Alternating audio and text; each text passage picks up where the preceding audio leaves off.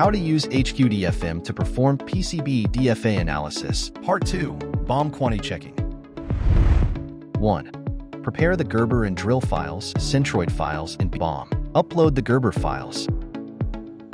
2. Click PCBA analysis and upload the centroid files in BOM.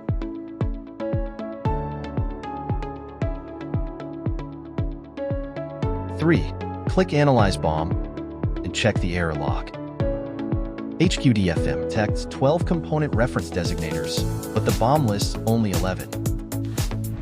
Upon reviewing the design drawings, confirm that there are indeed 12 component reference designators, indicating that the BOM is incorrect. Update the BOM to reflect the correct number of components. Re-import the files into the HQDFM for analysis.